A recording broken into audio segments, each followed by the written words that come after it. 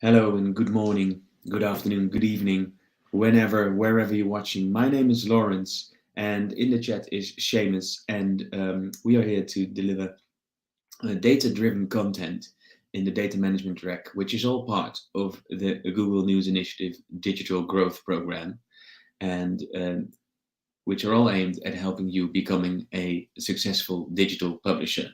So, welcome to Data Driven Content. Again, my name is Lawrence, and Seamus is here in the chat to answer your questions.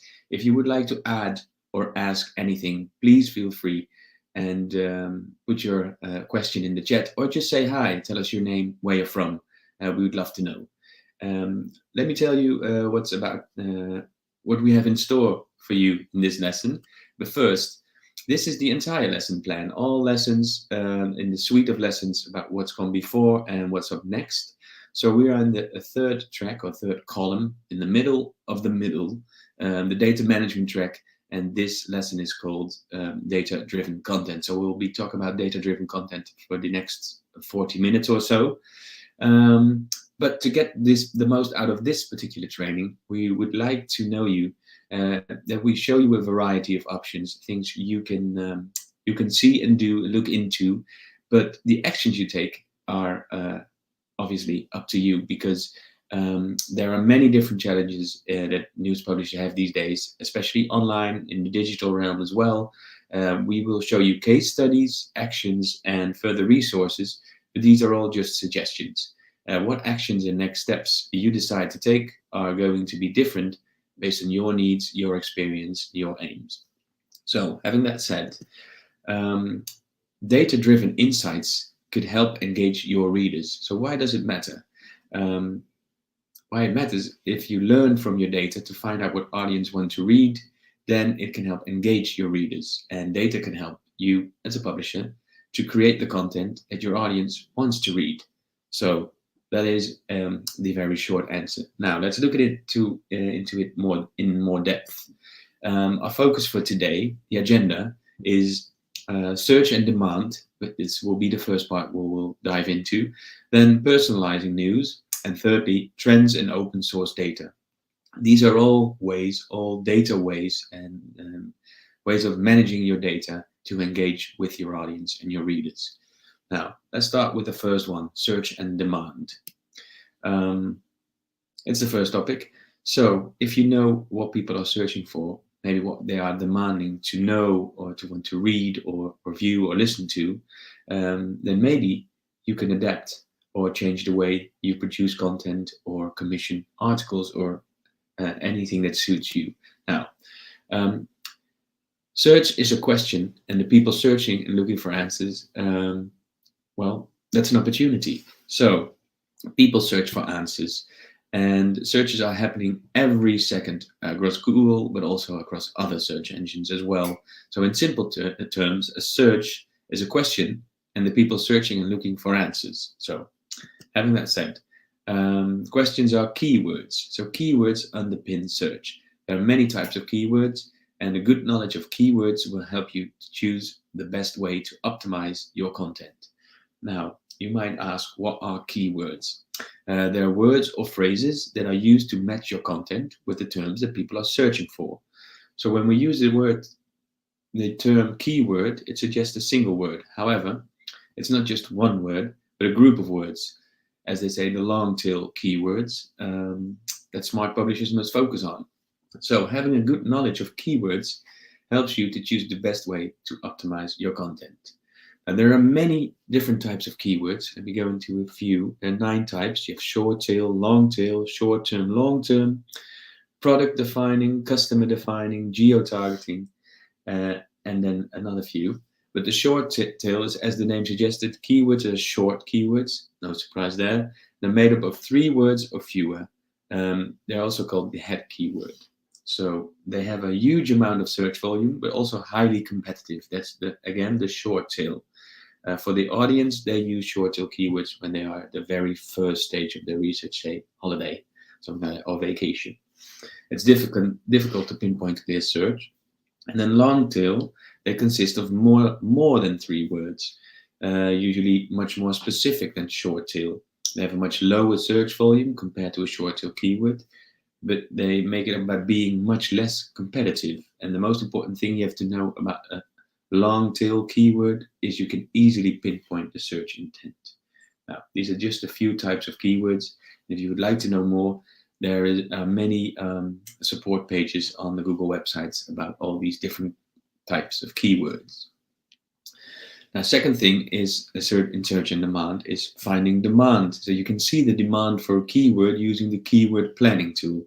And Seamus will be able to provide you with Google Keyword Planner, so you get a sense and idea of what kind of keywords people are, what kind of keywords are in demand, and how you can use that information and insight. So as the term implies, keyword search volume, it refers to the volume or number of searches for a particular keyword in a given time frame.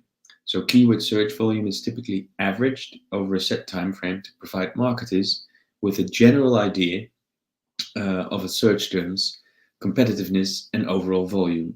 So this data is often contextualized within specific time frames to allow SEOs, like search engine optimizers, and marketers to see how certain keywords drive traffic over time. And with the Google Keyword Planner, you're able to conduct keyword research. It's a great tool and offers a range of useful data, particularly if you're conducting keyword research as a part of a campaign, an online ad campaign. Now, in your own data, you can search for what people are looking for and demanding. So look at what's working for you based upon your own analytics and stop creating the content that it's not working.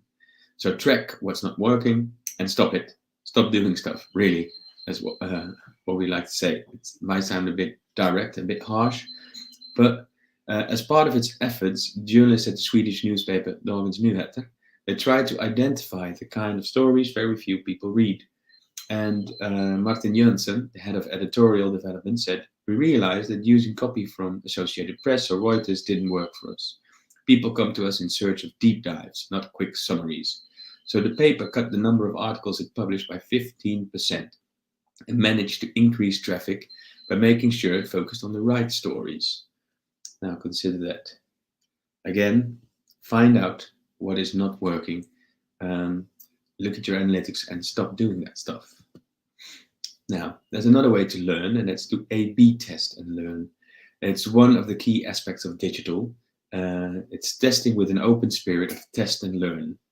So running a simple and straightforward A/B test, split test, will help enormously. The purpose of A/B testing is to identify specific page variables that result in the best results for your audience, so that you can replicate them across your site. It isn't just for one-off campaigns. It's something you will want to do as an ongoing process to improve your product continuously with an open spirit of test and learn. Now, Google Analytics comes with an experiments feature that will allow you to compare different page variations, split traffic to them accordingly, and get email updates about how results are trending and whether you're going to hit your defined objective or not. Now, the second topic is personalizing the news. So we've discussed search and demand. The second topic is personalizing the news. So a lot of searches nowadays, including the words "for me," and they have increased over the last few years, and this shows the desire for personalized content and experiences. Now, what is content personalization? Let me give you the long definition. It's a form of user-to-system interactivity that uses a set of technological features to adapt the content, the delivery, and the arrangement of a communication to individual users' explicitly registered and or implicitly determined preferences. Let me give you an example of that because it's quite a mouthful. One example could be a highly targeted call to action. Another could be a revolving landing page based on geolocation or an industry-specific segment. You can think of this as a user experience shortcut that connects your audience with the information it needs more quickly and enhancing the chance of converting the lead. Now, content personalization takes a variety of forms, all of which come down to audience segmentation. Typically, marketers can pare down how they segment the audience through categories like location, interest, behavior, referral, and others. And let me disclose a bit more about behavior. So how has the visitor interacted with your website in the past? So behavioral data continues to evolve in real time. And say delivering targeted email content relies on past data, but revolving web content may revolve around timely data collection. And that data begs the question, what do you want the visitor to see next? So think about how you can use behavior data to personalize your content. Now, what's going on behind the scenes? That's an important one because um, if you combine data into a single view of the customer, um, then you get increased data and it enables you as a publisher to build a better holistic view of your readers, which you can then utilize across multiple departments and channels, online, offline. So first it's data insight, and then you combine data sources. So it could be separate business systems that are hopefully a thing of the past. And if you combine them, all this readership data into one accessible place, then publishers can offer the right content to the right reader in the right format. So first we started with data insights, getting the insights, then combining the different data sources within your organization. Then you can do the analytics. So once all data is collated, you can really start understand what your audience looks like. And this will help you to identify your real ideal reader and those who are most likely to subscribe to your offering. So if we're looking at this from a customer profile perspective, you might want to have profile data like personal details, age, gender, ethnicity, likes, dislikes, hobbies, multi-channel activity, most used apps, social media channels, the route taken to your site or article content, most used platforms, and then behavioral data, page views, likes and shares, time spent on the site, and bounce rates. So if you collect all these data and know what's going on behind the scenes, then you can use the data to drive your content. Now, a case study by Mitt Media, which is a Swedish media company, and they introduced Solder personalisation service, SPS, to further monetize its paid content business. By helping their editorial products distribute the right content to the right user at the right time, in the right context. And they increased engagement and loyalty, and they boosted conversion and retention. So Solder is a data service that uses available user interaction and content data, applies machine learning, and enables the creation of individually personalized content products that, in a proven value chain, convert more new paying customers and lower churn rates. Where churn rates means that people they don't finish their conversion, like maybe have trying out a trial subscription or completing a form. Now, going further, what other data could you use to personalize your product for readers? Because personalization can involve much more than just trying to anticipate what readers like by analyzing topics in their own on-site browsing history. So advanced personalization recommendation can also take into account other signals, such as the type of stories they read, short and informative, interviews or long form, the places that matter to them, like zip codes or GPS, the time spent scrolling and depth shares, the tolerance for reading all the news, the personal interests, what affects relatives and friends, the authors they like or dislike. And it's all sorts of data and information you can use for advanced personalization. Now, Tamedia, which is a Zurich-based news organization, they introduced their personalized recommendation algorithm known as Flint. And it has proven its effectiveness by delivering a click-through rate 2.5 times higher than with recommendation engines designed for a general audience. Another case study is by the Neue Zürcher Zeitung, and it has a personalized recommendation engine algorithm called NZZ Companion. So what they did is they created this recommendation algorithm that tries to find a balance between predicted personal interests and the relevance of each story to the individual, but as determined by the editors. So this is an interesting and promising balance. So based on user data, personal interests, the relevance of each story for these individuals, and determined by the editors. Another case study is Astro, and it's a leading media organization based in Malaysia. And they used a personalized approach, leading to a click-through rate of 258% increase in article click-through rate, um, which is very impressive, I would say, to when they started using a personalized approach. Another one is the Content Personalization Network, and this case aims to build an open platform to allow new partners to personalize their user experience. So it's a project that aims to build a trustworthy approach to personalized digital content, to delivering the right information, the right time, in the right context. Now, it's launched in 2017 with a consortium of media and technical partners from Germany, Belgium, Cyprus, Italy, and Greece. And by 2020, it aims to build an open platform to allow new partners to personalize their user experience. Well, the Project CPN website has plenty of information for you about content personalization, and you can test out its prototype news personalization app. So you can go to Project CPN, and Seamus will share the link to the project with you in the chat. And now I have a question, but first there's a question from maybe from someone in the audience or a remark. And Unrelated Work says, we use Google Optimize if readers prefer a header on our site or not. So there are many tools you can use to optimize your content and personalizing the experience or tailoring the experience to your audience segments. And well, Google Optimize is I think is a smart tool to use to do these kinds of optimizations and see if people prefer headers or not, and how you can take your actions based on those insights. So thank you for sharing Unrelated Work. Thank you.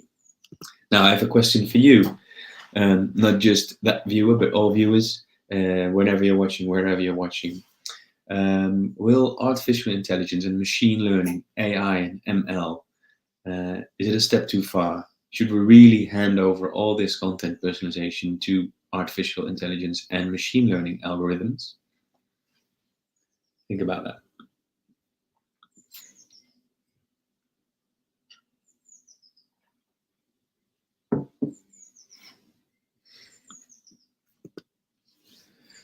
Now, instead of personalizing the news stream with highly complex algorithms, why not just let users take control of their homepage? So this is sometimes known as active personalization. It's the approach that The Guardian adopted with its new app. You can click on a topic, tag to add it to your homepage, and it becomes a new section.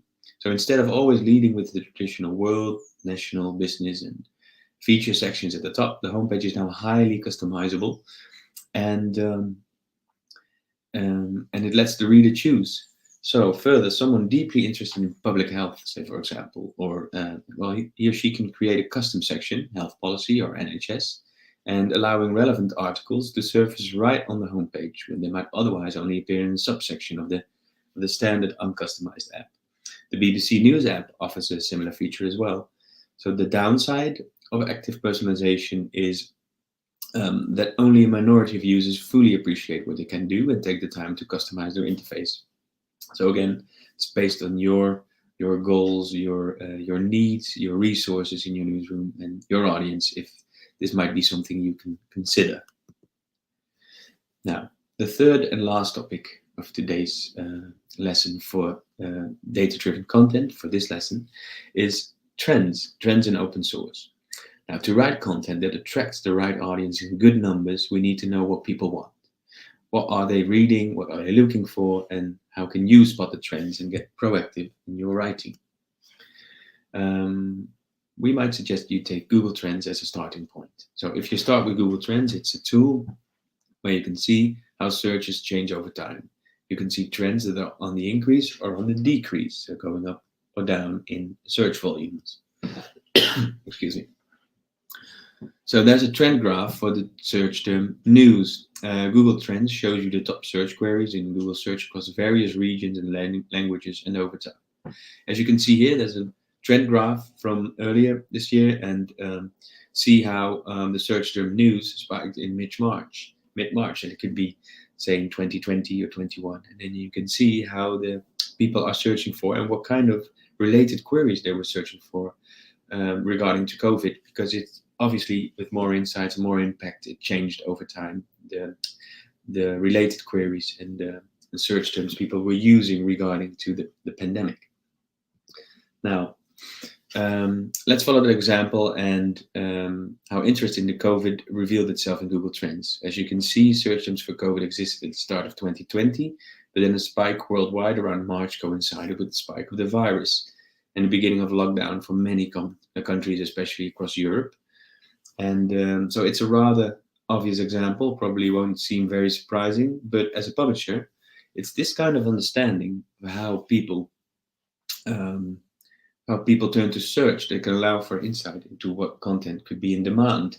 So if you not use COVID as an example, but take home workouts during the same period, um, there are some less obvious trends, such as home workouts. And you can see that changes in what content users are seeking as a result of the COVID lockdowns. A few of the other related trends are working from home, recipe ideas, gardening, and dalgona coffee.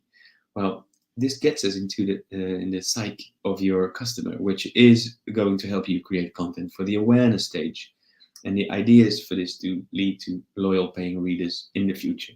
Now, Seamus will be able to provide you with a link to the Google Trends page where you can see for yourself what is trending in your region or in your country or over the last 24 hours or last month, and what related queries are based on some topics that are people searching for, the words they use, and the queries that come next most often, which are related to them. Now, there is another question or remark from Unrelated Works. For my question, should and how are we using AI and ML to optimize our content experience and content to users? Unrelated Work says AI and ML can be amazing tools to see and uncover metrics and patterns you weren't able to do before. But at this stage, I would always have an employee to make the final call. It's an interesting debate, obviously, about the human or the machine. And I think one of the approaches that industry-wide most companies take is that mostly there is a human in the loop, as they call it. They have an employee to make the final call. But as I learned from some experience, that the humans make the first call as well. So they make the first and the final call, but have a computer help them as an assistant or a companion to do some number crunching, which we are humans might not be so good at, but computers are. But then going into the decision-making process before we start using it with humans, and after the machine has done some calculations, again, an employee or a human to make the final call. So I think Unrelated Works, that is a very logic and I think industry-wide accepted way to use AI and ML. So a very good addition there. Now, a bit of a different topic, how the Financial Times dropped the paywall temporarily during the Brexit vote, leading to a surge in paid digital subscriptions. Now, Renee Kaplan and her audience team at the Financial Times, they noticed that articles about the big consulting companies were attracting a younger audience, most of whom were based in Asia. They were reading the Financial Times Facebook on their mobile phones. So the paper responded by producing more content about this topic and focused its social promotion strategy around this group, which is a really interesting insight, I would say. Not just about Brexit data, but also about looking where your audience is coming from, what kind of platforms they use, some data on their demographic, and then respond by producing more content or promoting it on the channels where they arrive from, which you can see in traffic sources in your analytics. Now, the very last topic is, what is open source data and where can you find it? So we've talked about trends, but there are other data sources that you could be using. Now, open source data refers to extremely large data sets that are analyzed computational to reveal patterns, trends, associations, especially relating to human behavior and interactions. Now, any company from big blue chip corporations to the tiniest startup, and they can now leverage more data than ever before. And well, here are some of the best free open sources available today. And Seamus can provide you with a link in the chat where we share the open source data sets with you. Now, but before you go into these data sets and knowing that those exist. The question is, how will you gain insight from open source data? How might you go about putting it to use? Now, we have an activity for you. An approach to using open source data, a suggested roadmap to find insights. There are 3 data principles. So, as any good journalist would do, and maybe interview a particular political leader or a representative from a company or government body, you can also interview or question data. And so, this is a journalist approach to tackling open source. First, you start with questions. Well, if you know now where to find them, you can use your journalistic talents by asking questions that yield open source answers. And instead of open source insight, think story. So a useful test to apply an open source dataset insight is this. Is it actually noteworthy? And can it be summarized in the equivalent of a headline? And then third, step number 3, it's the results that matter, not the tools. So in this age of low-cost, cloud-based analytics solutions and user-friendly open source tools, there's a rich variety of open source data and analytics on offer. So again, what's your approach to using open source data? Start with questions, think stories, and it's about the results. So take these 3 steps when looking for and using open source data sets. There is a lot of data there, but you probably need some strategy, which could be this approach. Now, today in this lesson, we've covered search and demand, personalizing the news, and trends in open source data sets. And with that, we're going into question mode, going to see if there are any questions or remarks, comments you might have. But before we go into that, I would like to recommend the roundtable session, which will be within 33 minutes from now, if I'm not mistaken. There are deep dive sessions where you have an opportunity to ask further questions, get answers directly from your local Google Teams, and the roundtable sessions as well, where we can discuss and uncover maybe a bit more resources or give you recommendations on what steps and where to go next. There are labs, a number of other training possibilities that we can recommend. And last but not least, we would like to have your feedback, and Seamus will provide you with a link to our feedback form because it's important to us, and this is how we can evolve and improve our support for you, for other newsrooms and publishers in the future. So I'm looking at these if there are any questions, and if there aren't any, I would like to say thank you. But first, before we say thanks, this is our lesson plan, becoming a successful digital publisher. And if you do have opportunities to attend more of these lessons, then we can highly recommend Advertising Revenue, establishing your advertising strategy and optimizing ad revenue. And in the most right column and track of Reader Revenue, there is a lesson on Reader Revenue models. Highly recommended. For now, as I said, you can continue your journey. There's a roundtable within 31 minutes starting from now. You can go deep dives, there are labs, and we'd love to get your feedback.